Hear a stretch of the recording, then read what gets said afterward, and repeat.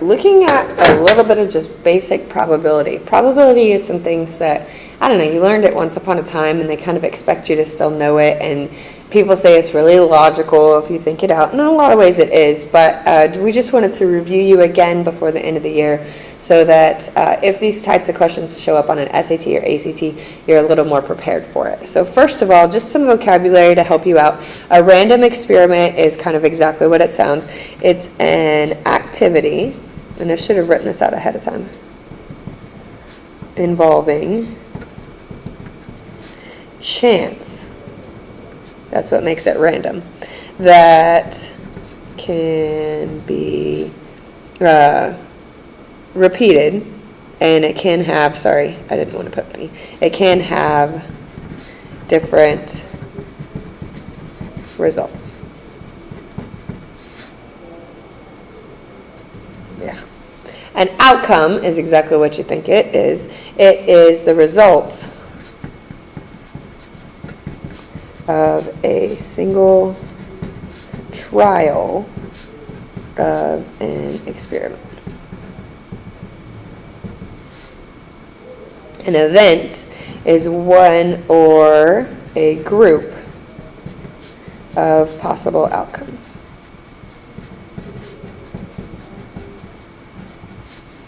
For a given situation or experiment, whatever you want to call it. And then sample space is a list of all possible outcomes for an experiment. And depending on your situation, kind of depends on how you want to list out your sample space. So we're going to look at a couple of your classic probability questions. The first one is when you have two dice. Okay, I'm rolling two fair dice. What are all the different possible outcomes you could have? Well, we use this little table here to kind of represent all the possible outcomes. So the first one, we're going to call this dice 1 and this dice 2. So the first one is that dice 1 is a 1 and dice 2 is a 1. We kind of write it as a coordinate point. The second one is that dice 1 is a 1, but dice 2 is a 2. Or dice 1 is a 1 and dice 3 is a 3, or dice 2 is a 3. I could get really confused saying this. So basically, dice 1 can be a 1.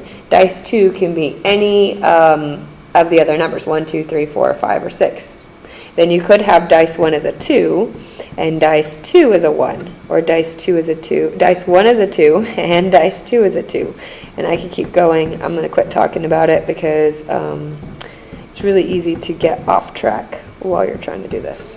Or, again, dice 1 is a 3, dice 2 is a 1. Dice 1 is a 3, dice 2 is a 2. Dice 1 is a 3, blah, blah, blah. I'm going to just keep going. Having this table filled out might come in handy later on when we're doing some actually specific probability questions. I mean, when I took a probability class in college, I used this thing pretty often.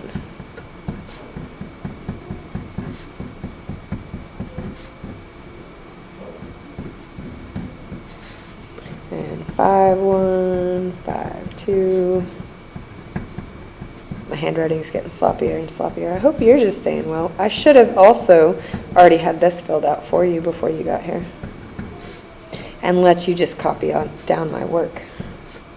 6-2, 6-3, 6-4, 6-5, and 6-6. So the question is, how many total outcomes are there in the sample space? Well, if you counted these all up, this is a 6 by 6, so there are 36 outcomes. Okay, and that's actually how you calculate the number of possible outcomes without having to draw out the sample space, and that's usually one of the first things I do whenever I'm having to draw out the sample space is I write down all my how many possible outcomes I have, so I know when I've got them all. So on dice 1, I'm going to write this down. Dice 1, you had 6 possibilities. On dice 2, you also had 6 possibilities. You multiply those together to find 36 is the total possibilities, okay, which matches what we have here, 36 different possibilities. So same thing here, when you're flipping a coin, lots of times it's a little easier to do what we call a tree diagram. So again, we kind of have the same thing, coin, I can't even spell. Coin 1 has two choices, heads or tails. Okay. Coin 2 could be also heads or tails, so we could say it's a heads and a tails, or a heads and a tails.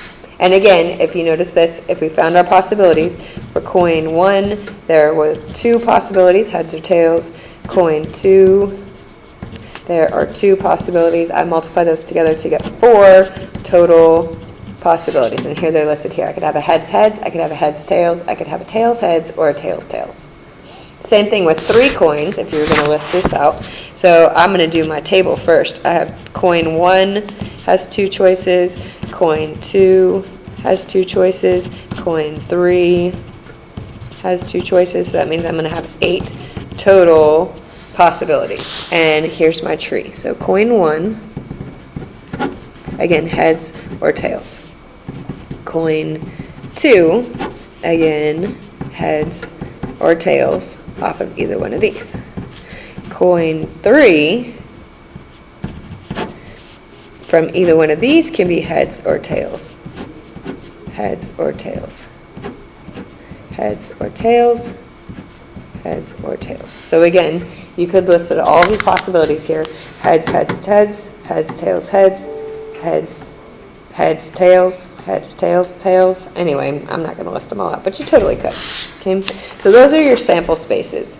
When you're looking at, sometimes you can also determine the number of possible outcomes for each event. So we're talking about a deck of cards. If you think about it, you know there are 52 cards in a deck. And if you don't know that, you should really work on figuring that out, because people love card questions when they're talking about probability.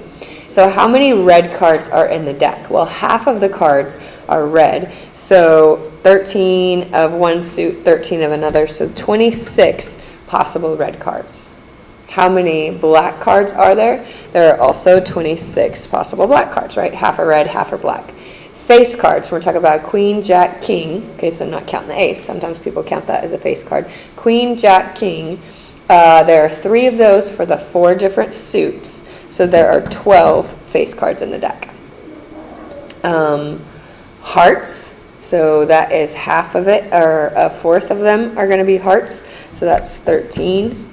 Clubs, 13. Spades, 13. Diamonds are 13. So those are just all the possible, how many cards are like that in a deck of cards. Okay, so those are just different, kind of like looking at just possibilities. The way we determine actual probability is the number of those specific outcomes divided by the total number of outcomes in the sample space. Okay, the one thing to know is your probability will always be somewhere between 0 and 1. Okay, 1 means that it's guaranteed to happen, 0 means that it will never happen. Okay, it's impossible. So looking at a couple more specific examples, sticking with our deck of cards, what is the probability of drawing a 5? Okay, well again, if you know anything about cards, there are 4 different 5s in the deck, divided by 52 total cards. Okay, 4 divided by 52, you could reduce that if you wanted to, and you definitely should, because who wants to deal with a number that looks like that? That is 1 over 13. Okay, probability of drawing a red ace. Well, there are 2 red aces in the deck. 2 divided by 52, again, those will both divide by 2. That's going to be 1 over 26. All right, this one's going to make you think a little more. Probability of drawing a number greater than 5. So what's greater than 5? 6, 7, 8, 9, and 10. So there's 5 numbers that are greater than 5 in a deck of cards, and all 5 of those are represented in the 4 different suits. So there's going to be 20 possible cards that are greater than 5 out of the 52. Again, 20 divided by 52, you can reduce it, and you definitely should, to 5 over 13. Which makes sense, right? 5 in each suit 5 out of 13. All right, this is a great question. The probability of drawing a red or a black card. So I don't love this question because it's getting a little more into conditional things when you're talking about and or. So an and means it needs to be both. You know this from a while ago. Or means it could be either one. So how many red cards are there? There's 26. How many black cards are there? 26. So how many red or black cards are there? You add them together. That's 52 out of 52. Or the probability is 1. And you knew that because every card you draw is either going to be red or black. What about drawing an 11? Trick question. There are 0 11s in a deck of cards, which means there is a 0 probability of that happening. 7 or 8. So there's a 7 and an 8 in a deck. So 2 of those for each of the 4 suits. 2 times 4 is 8 possible cards in the deck of 52. Again, reducing that, 8 divided by 52 reduces to be 2/13, which again makes sense because there's 2 in each suit. Okay? And now here we're getting a little more into, when you're talking about more than one event, 2 or more events, you're going to find the probability of each event and multiply them. Okay, so these are kind of, this is what I'm talking about, the difference. When you have an or question, you can add the probability of each. So what's the probability of drawing a red? 26 out of 52. What's the probability of drawing a black? 26 out of 52. You add those together to get 52 out of 52 possibilities. Same thing with a 7 or 8, right? It's 1 out of 13 of getting a 7 and 1 out of 13 of getting an 8. You add those together, you get 2 out of 13. When you have and questions, you're going to multiply those things together. Okay, so we have 2 different events here. We're rolling a dice and we're flipping a coin. So first, if I'm rolling a dice, what's the probability of rolling an even number? Well, 3 out of 6 of the numbers on the dice are even, right? 2, 4, 6. Heads happens 1 out of 2 times. You're going to multiply these 2 things together. I actually recommend reducing this first to 1/2 times the 1/2 from the coin is going to be 1/4 is your probability. All right, probability of rolling a 6. So there's 1/6 out of 6 possibilities. Tails happens 1 out of 2 times. I don't have to reduce that, so I can just multiply. That is going to be 1 out of 12. And you could draw a chart for this, but it's just a lot of work, so I don't know why you'd want to do that. A prime number. So you have to think a little bit about what prime numbers are. So 1's a prime number, 2's a prime number, 3's a prime number, 4 is not prime, but 5 is. So that's 4 out of 6 of the numbers on a dice are prime. And a heads happens 1 out of 2 times. So 4 out of 6 can reduce to be 2/3 times 1/2. I definitely recommend reducing them first. It makes it a little easier. That's going to be 2/6, which also reduces to be 1/3. Okay? What about our probability of a number less than 5? So notice I didn't say equal to 5. So that's again 1, 2, 3, or 4 are all less than 5. So that's 4 out of 6. And the probability of getting a tails is still 1/2. I reduce the 4 out of 6 to again 2/3 times 1/2. We just did this question. Is again going to be 1/3. A number greater than 1 in heads. So basically 5 out of 6 of those are greater than 1. And heads happens 1/2 the time. I can't reduce that, so I'll just multiply 5 out of 12. Okay? And each of these probabilities, these 2 are independent events or independent outcomes. It doesn't matter. What I roll on the dice does not have any effect on how I flip my coin and what the probability is going to be of that. But sometimes you have things that are not independent or dependent events, and that depends on what you got the first time affects what you're going to get the second time. So this is a classic example of that. Notice that it says in a standard deck of cards, again 52, you're drawing 2 cards. You do not replace the first card, okay? So let's talk about what that does. So very first, I'm drawing an 8. Again, there are 4 out of 52 8s, or 1 out of 13 8s, okay? But when you go back for your second draw, okay, how many, and then an ace? Well, there are still 4 aces in the deck. But because you drew that 1 card and you did not put it back, there are now only 51 cards in the deck.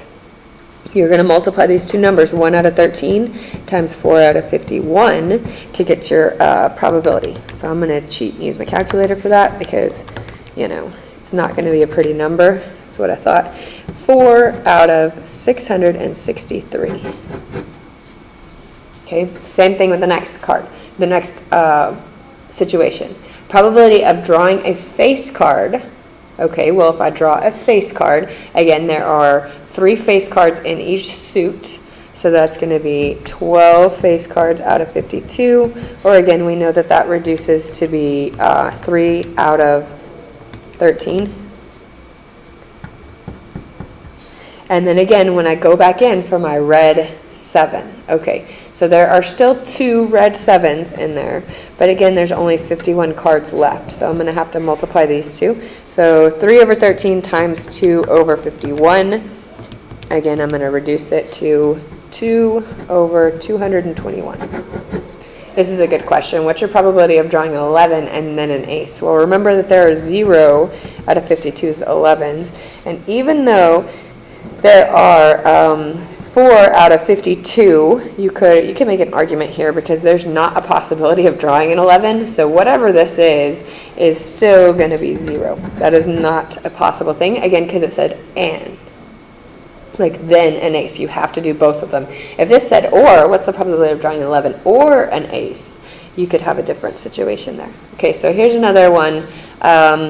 You have 2 dice. You're going to roll them both, okay? So what's the probability the total is 5? So to do this, I'm going to go back to this little chart here and make some little notes on it. So first of all, probability the total is 5. Remember, we had 36 complete possibilities. How many of these add up to be 5? Well, you have to think of what numbers add to be 5.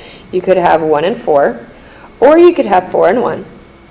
You could have 3 and 2 or 2 and 3, and those are the only possibilities. So they should usually end up on kind of the same line, but we'll look at that more here in a second. So there are 1, 2, 3, 4 different situations that you could have gotten a total of 5. So that's 4 out of the 36 total possibilities, which reduces to be 1/9.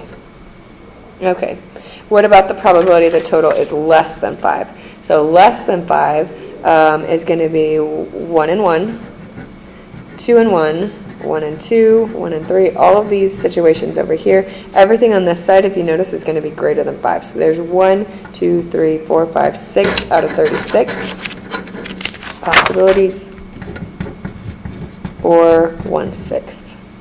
What about the total? The probability is at least 9, means 9 or bigger.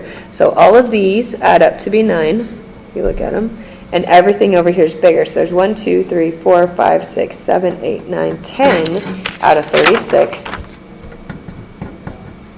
36.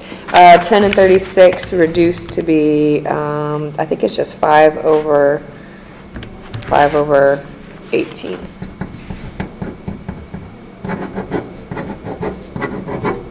All right. This one's a little bit more specific. So the red die shows a 1, and the green die shows a 6. So this is, again, an or situation, okay? The red die, if we call dice 1 the red one, that's only going to happen once, where the red one shows a 1 and the green one shows a 6. So that's going to be 1 out of 36. I don't know if that makes sense, but there's only one time. If it said the red die shows a 1, the red or the green die, then that would happen twice. But this is very specific. One dice is a 1, the other one's a 6, 1 out of 36. If it has the red die shows a 1 or the green die shows a 6, well, if we call dice 1 the red one and we call dice 2 the green one, then 6 times does the red die show a 1. And 6 times does the green die show a 6, but there's one that's repeated. Okay, so you can't add that one in there twice. So there's 1, 2, 3, 4, 5, 6, 7, 8, 9, 10, 11 different times out of 36. Okay, and I'm probably going to stop this right here because I'm running out of time to finish this video. We can maybe do the last examples in class.